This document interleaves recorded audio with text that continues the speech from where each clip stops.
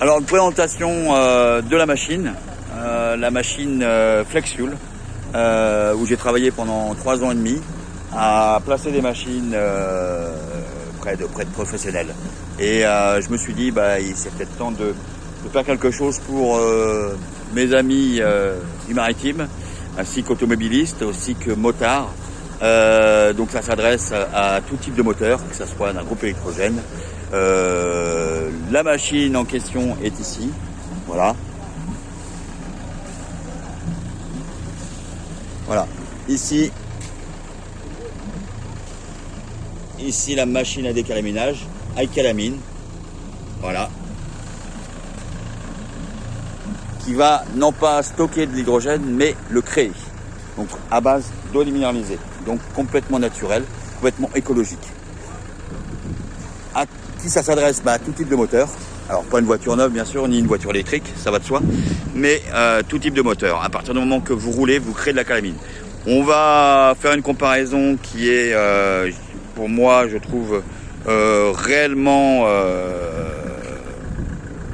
significatif pour vous. C'est simple, vous avez une cheminée, ça crée de la fumée. Si vous ne ramenez pas votre cheminée tous les ans, vous risquez d'avoir des problèmes et voire des incendies. C'est un petit peu pareil avec votre voiture, on a tellement d'éléments qui retiennent les gaz pour les découper, qu'on retient le CO2, le NOx aujourd'hui, on retient les particules. Donc on réinjecte dans le moteur par le biais d'une vanne EGR, voire demain 2 vannes EGR sur les diesels, une vanne EGR sur les essences, et le FAP qui retient ces particules-là pour éviter une pollution. Arrive un moment, c'est plein et c'est là qu'arrivent les problèmes. Une vanne EGR, ça se grippe, c'est 2 parties métalliques qui s'emboîtent et ce sont des parties chaudes. Donc on a les gaz d'échappement qui repassent. Une fois que ça refroidit, ça vient figer en fait cette suie qui va se figer, devenir dure comme de la pierre et occasionner en fait une panne au niveau de la vanne EGR, une panne au niveau d'un turbo qui ne va pas fonctionner correctement. Une perte de puissance puisque vous allez avoir une chambre de combustion qui ne va plus avoir son volume. Donc on va perdre en termes de puissance et de couple. Donc vous allez avoir aussi une surconsommation. Puisqu'en fait, quand on a un conduit d'échappement qui va être obturé par de la calamine, vous avez le calculateur qui vous indique, qu'il y a quelque chose qui ne se passe pas bien. Donc on va surenchérir un petit peu le régime, d'où on va repolluer encore un peu plus. Alors, le FAP, tout le monde connaît les problèmes de FAP, c'est quelque chose qui retient les particules.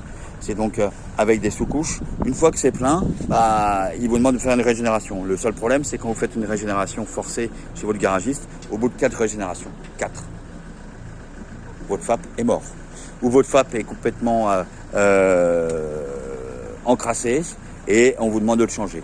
Nous, on est là avec la Miles, donc iCalamine, qui est une machine qui est agréée par le ministère des Transports et des Mers, puisque FlexFuel travaille avec l'armée, est une société qui à la base faisait du décalaminage industriel.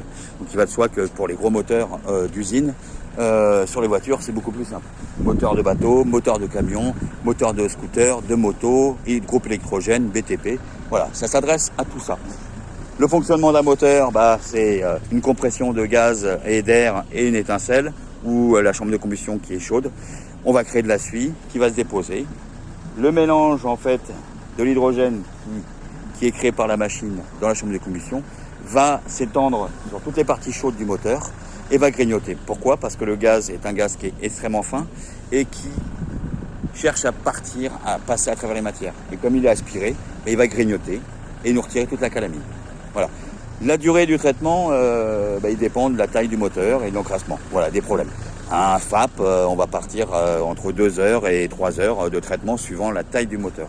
Là, en l'occurrence, André, sur son bateau, il fonctionne très très bien, il n'a aucun souci. Par contre, il a des fumées noires, donc quand il dépasse les 2500 tours, et il sent que au fil des années, il y a un peu moins de puissance, un peu moins que. Donc on va récupérer tout ça, et surtout il va beaucoup moins polluer. Donc en termes d'environnement et d'écologie, pour les ports, c'est quand même plus agréable, et pour les mers. On va essayer de sauver notre planète. Enfin, un petit geste, mais un grand pas. Voilà. Si vous avez des questions, n'hésitez pas à me contacter, je vous y répondrai. Les questions qui reviennent souvent, c'est quand est-ce que je dois le faire, etc. Alors, Vous avez un traitement par exemple sur ce bateau qui est un traitement qui est curatif. On va passer bien sûr 3 heures, 3 heures et demie de traitement sur ce bateau ou sur une voiture qui a un kilométrage de 100 000 km. 60 000 km, on va être sur du préventif, on va être sur un traitement d'1 heure et demie. Pourquoi? Ça va vous éviter d'avoir des problèmes à venir. Une vanne EGR, si elle est nettoyée tous les ans, tous les 2 ans, suivant le kilométrage que vous effectuez, plus vous en faites, plus vous créez de calamine. Donc à partir de 60 000 km, si vous effectuez un décalaminage, vous allez pouvoir prévenir en fait d'un FAP qui va se boucher, d'une vanne EGR qui se bouche, d'un turbo qui va être encrassé au niveau des ailettes, donc il va plus avoir sa fonction totalement. Donc on va avoir encore une perte de puissance, un sifflement intempestif.